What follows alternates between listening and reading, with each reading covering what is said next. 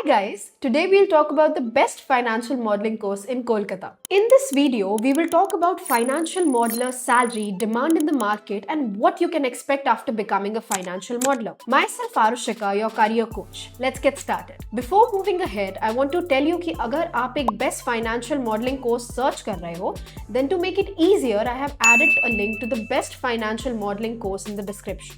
Do check it out. Now, what is financial modeling? Financial modeling is the process of creating a financial representation of a company using tools like Excel.